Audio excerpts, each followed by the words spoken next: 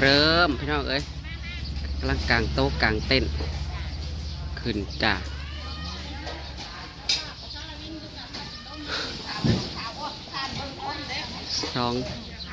สองด่างเนี่ยมาฮับแขกที่แรกว่าสีกลางทางนั้นแต่ว่าเอากลางทางนี้เมื่อซาพี่น้องก็ยันพ้นโต๊ะข้างนะมัน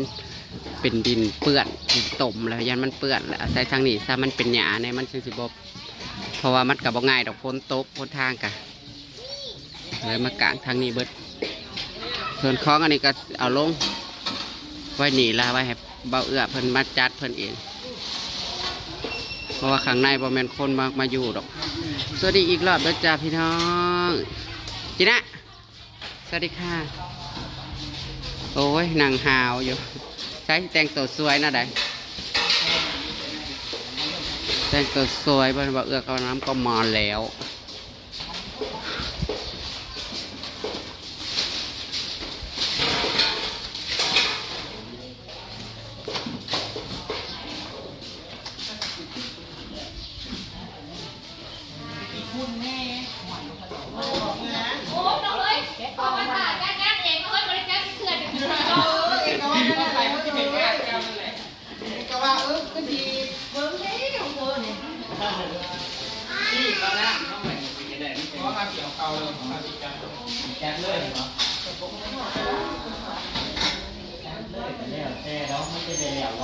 ยังโคล่าบ่ต้อง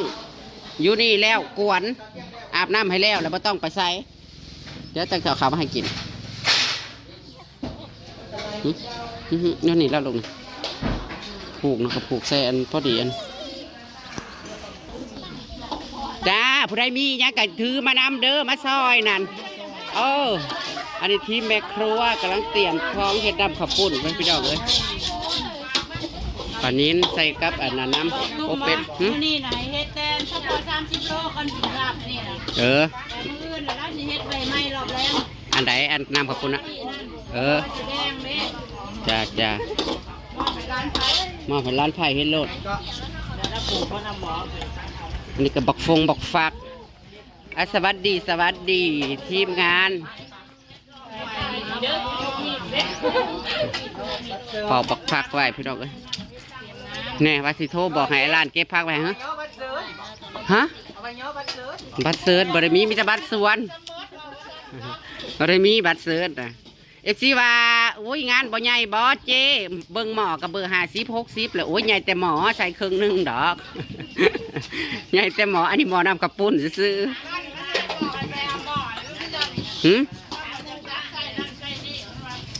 กับหมอน้องแดงนะว่าได้นั่นสั่งอันนี้จะส้มแม่ถาดองโหยังมากินข้าวหนึ่งกินดิพี่มาแม่น้ำมองกินอยู่พี่รถมากินน้ำเสี่ยวเถอะพี่สถานที่ก็ใกล้แต่ว่ามันกว้างแน่ละพี่น้องเอ้ย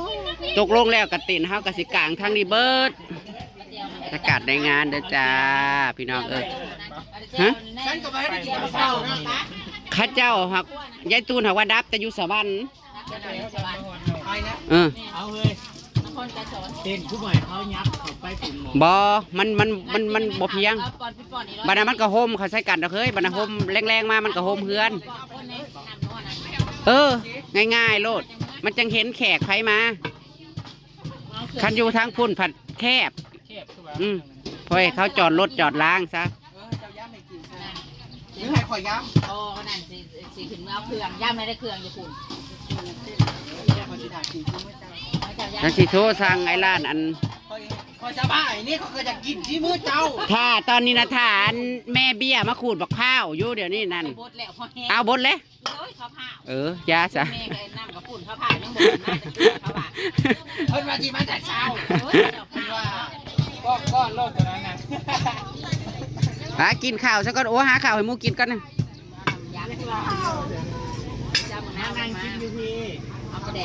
ไม่ใช่อันนั้นแล้วมาขายยังอีกเลย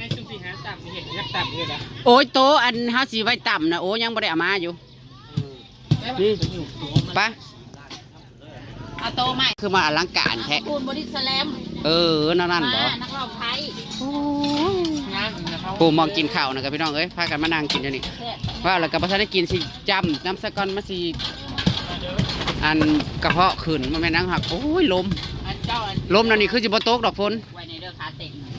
ข้าเจ้าสิผูกไว้อยู่แล้ว พญากรว่าฮอดสมาร์ทจนฮอดสเปะนะคนก็ได้ หักมื้อนี้ลมอยู่โอ้ยน้ำงัวกะจักมีกินโอ้ยสิบ่ได้จุ่งไปกินอยู่น้อง ร้านเช้ามันก็ไปหลีดผมร้านเห็ดร้านปากีเอาไปหลีดผมเลย พี่น้องโต๊ะตั้งน่ะมีหักพากันมานั่งกินแล้วนั่น ต่อบรรยากาศดี อ่ะ เพียง นั่ง ตก ล ของ บไม่นอกถวยกับเพื่อน นั่งกับนั่งหยองๆตั้งกับบ่มีให้นั่งเข้าไปนั่งเฮ็ดอันนี้ เป็นมูยตู้นั่นเราอยู่คนเดียวจะเหงา อันนี้ตำข้าวไว้ใส่ลาบซีนนะทุกคน หมอนขวนหมอนบริ มาเด้อจ้ามาเด้อจ้าเล่าอีกอย่างเป็นทางการเด้อ FC บ่สุขุสุคน เจ้ากระโลกเอาแล้ น้ำมันเอาขนมน้อยๆนี่แล้วว่าซื้อนี่นี่จะพูด ขนมหยัง ปูนใหญ่ เขาจะได้ไพ่หรือว่ามาใช่ เดี๋ยวเราจะเอามือมา เงินอยู่ไหน เจ็บใส่เต็มที่ เออแล้วประธานได้ไปแต่ว่า เขาก็จะใส่ไพ่แล้วเนาะ จะมาใจตามขานี่ปันกันไป หมักโมก็อยู่ในห้องเด้อบัดนั้นแหละเอามาพาชุกกันกิน เด้น้ำแข็งเขาเอามาส่งเลยพี่จะให้เขาโจดไปหล่นนั่นเนาะ ผมขอช่องสอนผมขอเอาหาย เอาลงนี่แล้วเอาโจดใส่กันรถ ไอติมกับ อันใช้เอาลงไหนนะอันน้ำแข็งหลอดน่ะใช้ทางนั้นเฮ้ยน้ำแข็งอันนี้เอาลงนี้น้ำแข็งบดใช้นี้มีแต่โจดไว้โลดเด้อรวมกันไว้เบิดเองบ่มีเงินจ่ายเองก็สิไปแบกน้ำรับจ้างมาจบงาน เองสิไปสมัครงานน้ำโล หนังกันก่อนมันมากินตัวนั้นเอง เทรถบ้าเฮือบ้าใส่เป็นสอบ บอกขอจะเทเองดอก ไว้เป็นสอบปัญหาสิเก็บกระสอบไว้ให้ ลง อุ้ยหนักได้เฮ้ย ลงทางสีผ่านเอา อันไอ้เต้าอันตอนเที่ยงให้มันมา ไอติมนั่นวันนี้มีไอติมมาแจกตอนเที่ยงน้ำเด้อมื้ออื่นก็มี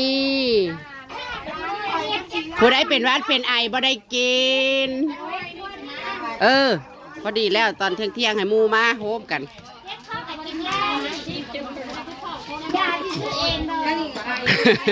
คะแนนมันของพี่บ่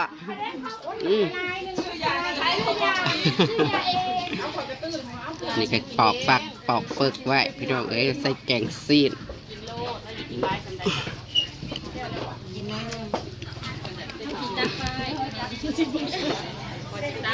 เดี๋ยวเราจะขึ้นไปเอาพักนะไม้ร้านให้ร้านตัดพักไปให้พี่น้องครับคุณแม่จะเศร้าซะแต่ห้องตัวเองก็จะไปตัดไปสักก่อนหนึ่ง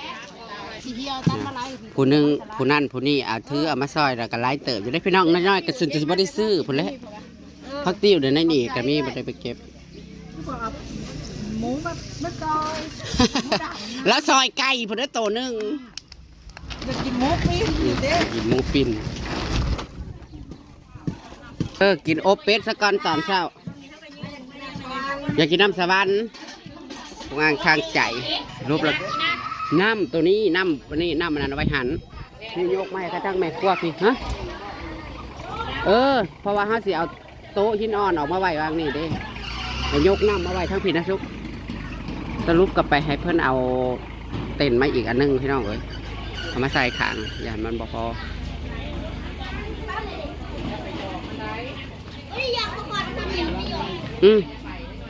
ไปเอากัดจังขึ้นกินแล้วเข่านะสิขึ้นน้ำมาแล้วขึ้นไปเบิ้งน้ำลาเลย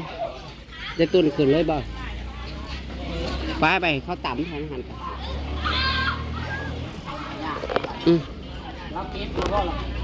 บอกให้เราเก็บเราเดินพอดีแล้วครับขึ้นไปเพราะว่าอยากขึ้นไปถ่ายคลิปแล้วเลย